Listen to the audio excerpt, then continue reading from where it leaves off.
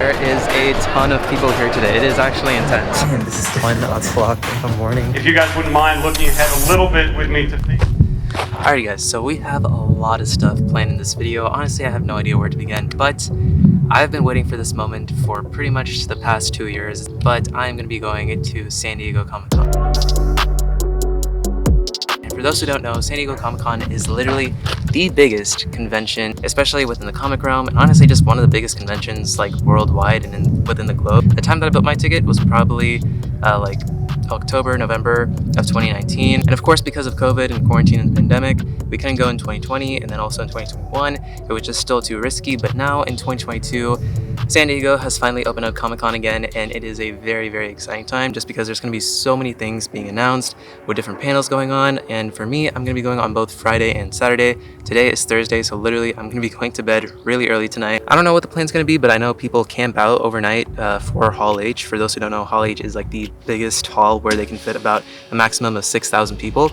So you have to like stand in line, get wristbands, like there's like a whole procedure. And again, this is stuff that we're gonna get more into later on in the video, because right now I am packing my survival kit to get ready for Friday and Saturday, so that way hopefully I'll be able to survive like the next 2 days. This is gonna be a crazy weekend and the crazy next 2 days, but I'm very excited. I've been waiting for this moment for a long time, and yeah, we're just gonna be seeing how it goes. So I'll see you guys tomorrow.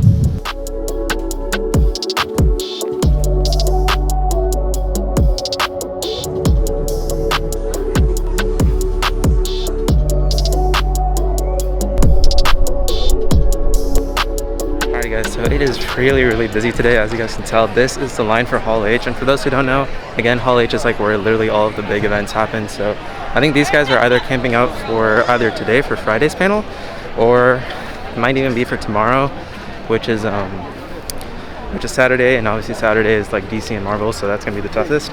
Alright, since I was making my way through the convention, I didn't really have a whole lot of time to sit down and talk to the camera, especially with the convention itself being a legitimate marathon. I decided that I wanted to do a breakdown on majority of the stuff that I saw during San Diego Comic-Con, so let's get into it. I think I got a bit lucky because I think security thought that I was pressed just because of the amount of equipment that I was carrying with me. And they actually allowed me to get into the booth quite a bit earlier before the swarm of people came in. Let's go! Guys, this is actually so sick.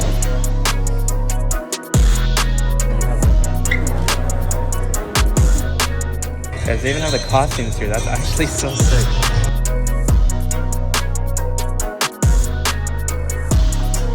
And the booth was just really cool, and it was really memorable, and a lot of people like these booths because they do give away exclusives that you can only get at the convention center itself. But the biggest reason to why San Diego Comic-Con is so massive and why it is one of the biggest conventions in the entire world is because of some of the announcements in the panels that happen during these events.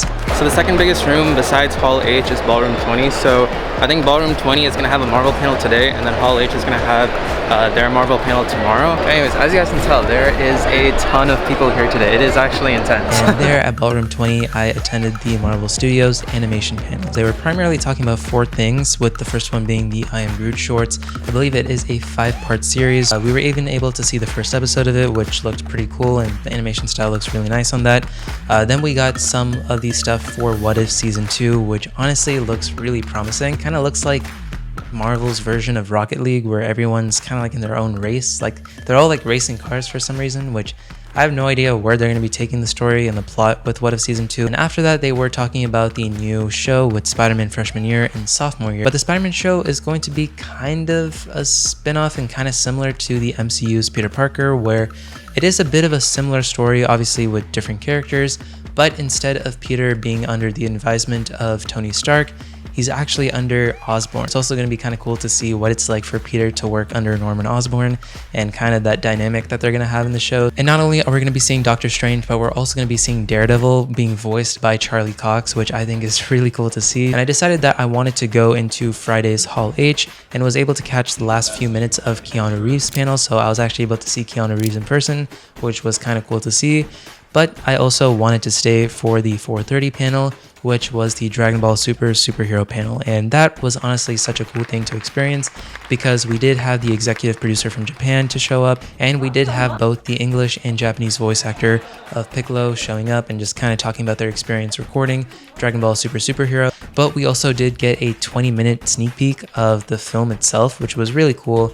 It was in the Japanese dub. Finished up day one at Comic-Con Friday. It was honestly a marathon just to try and get to everything. But right now I just finished checking into my hotel. I'm gonna quickly try and go see if I can get some food. I think there's like a pizza stop like a minute by, so I'm gonna do that, and then I need to head back into the line, so hopefully I can get those wristbands. God damn, this is difficult. So for those who haven't heard about the Hall H line, like, it is absolutely crazy. Hall H only allows a max of 6,000 people to be in that room. Pretty much over like 100,000 people attending this event.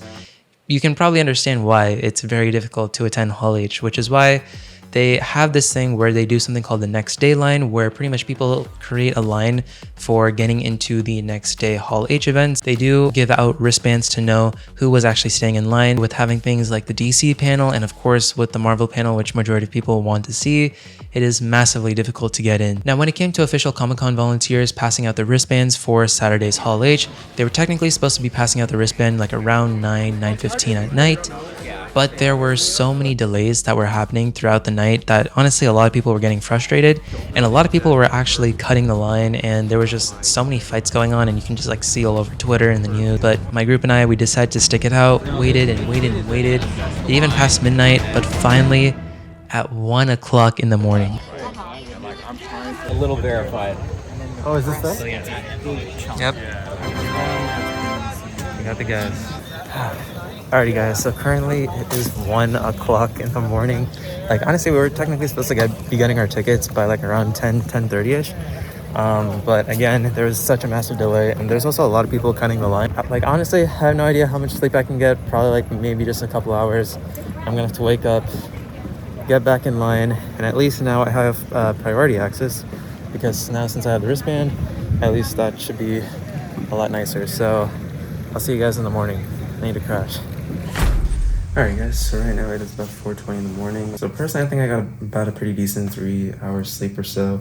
Because again, now it's time to go line up back over there at Hall H. Honestly, we're probably going to be at Hall H for like the rest of the day, just because it's going to be really hard to try and do anything else, since there's obviously going to be so many people that want to get into Hall H and want to view a lot of the panels. So today is the real marathon. So once today gets over, you guys know I'm gonna be crashing. So alright, I'll catch you guys later. Pretty much head right back into the line to obviously get a good seat, because if you wanted to get a good seat, you have to be in the line pretty early. And there's just like a ton of people that actually sleep on the street throughout the line, so it's actually really crazy to see that. But luckily, I was actually able to get a pretty solid spot in the morning, around like 5 o'clock or so, because a lot of people start to show up like around like 6:30, 7 o'clock. And by the time of like 7 o'clock, the line was already back like to the back of the harbor and even past that.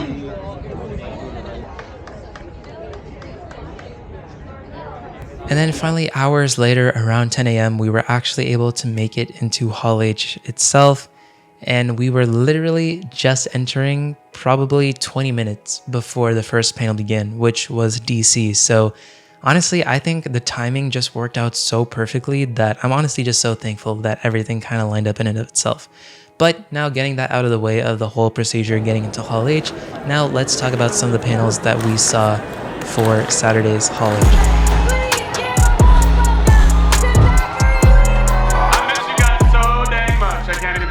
Starting off with DC, we did see Shazam, we saw Zachary Levi in the cast for Shazam Fury of the God. We also had Dwayne Johnson as Black Adam, and of course his cast being there. Again, it was a really cool thing because he like came out of the smoke and was just like in his Black Adam costume. Now there were definitely a lot of panels happening in between with like Game of Thrones. There was even like a Star Trek panel, and we actually even did get to see Sir Patrick Stewart, who is obviously Picard in Star Trek, but also Professor X and, you know, Charles Xavier within the Marvel Universe. And I was trying my best to stay attentive to see if there was any open seating near the front that I could take when the Marvel panel was about to happen. And luckily, just about 30 minutes to an hour before the Marvel panel happened, I was actually able to find a seat up front. Alright guys, so now the Marvel panel is about to start, and pretty much for right here in the front, I got my camera ready. So yeah, we're gonna see how it goes. So up next, we got Marvel. Okay, now let us get into the madness that happened with the Marvel panel. Hall H! And first up, it was completely surreal to actually see Kevin Feige in real life going over titles like She-Hulk, where we got to see the cast and crew and also got to see some teasers for it. We also did get to see Secret Invasion with Kobe Smulders and a teaser for Secret Invasion. Now this particular show is going to be very much of a mystery thriller, and again, like, Samuel L. Jackson looks phenomenal in this show, and honestly I think one of the shows that I'm the most excited for. We also got to see a majority of what's coming up in Phase 5, especially with things kicking off and starting off with Ant-Man and the Wasp: Quantumania, seeing the cast and crew for that, and we also got to see a special teaser and a first look that it's not even on the internet, and also to be able to see Jonathan Majors Kang for the first time, and also to get a glimpse of MODOK was actually really cool, and I think MODOK looks a lot better in the MCU. Then we got to see James Gunn and the cast of the Guardians of the Galaxy Volume 3, and the cast seemed to be pretty emotional after the sneak peek of Volume 3, which again seems to be kind of a bit of a tearjerker because I believe it's most likely going to be the end of Peter Quill's story, and especially his love story with Gamora, and I think it's going to tie deeper into the roots of Rocket and pretty much his backstory, and I think it's going to be a very key and strong point within this film. We have a little bit of time left, and there are a couple of ensembles we haven't mentioned yet, and I wonder if you guys wouldn't mind looking ahead a little bit with me to Phase 6. And after that, we were actually able to get the first glimpse of Phase 6, which honestly I had no idea they were even going to be talking about, kicking off with Fantastic Four, and also to see the end of Phase 6 with the introduction of Avengers: The Kang Dynasty and Secret Wars. It's looking really, really promising. Like, a lot of people are hoping up for Doctor Doom being a major villain in this. And again, there's just so much plot and so much story that can happen. Of course, we didn't get a whole lot of announcements for Phase 6, but I'm pretty sure we're going to get that in Disney D23 and pretty much obviously later on announcements. Then they introduced the title of the new saga after the Infinity Saga, known as the Multiverse Saga. So pretty much we have the Infinity Saga, which is phases 1 through 3, and then from phases 4 through 6 is the Multiverse Saga. We actually got to kick off the Wakanda Forever panel with a mini performance from some native African musicians. But after that, we got to see Ryan Coogler, who is obviously the director, and the cast for Wakanda Forever, and seeing some of the actors who are going to be portraying Riri Williams, who is Ironheart, and also being able to see Namor, which I know a lot of people have been talking about. And I think Wakanda Forever is going to be a film where it's going to be like a civil war kind of tone between the Wakandans and the Talokians, which is Namor's tribe. Maybe Namor's tribe has something to do with T'Challa's death. After Wakanda Forever, that was the end of the Marvel Studios panel.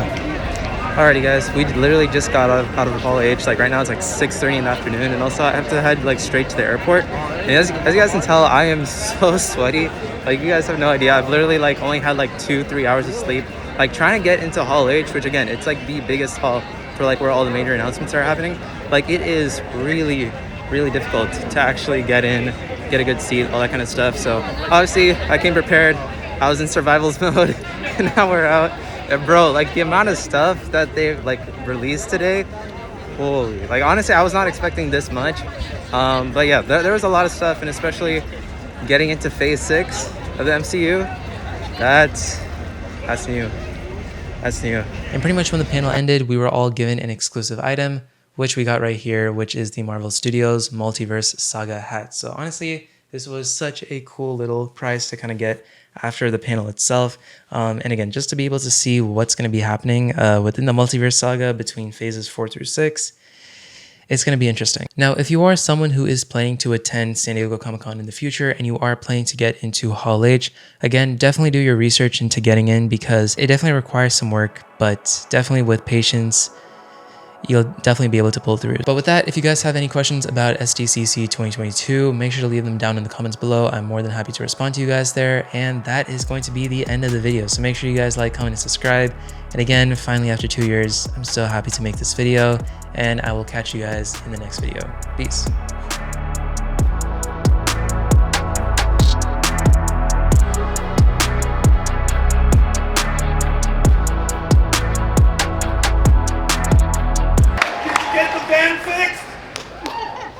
You'll just have to wait and see.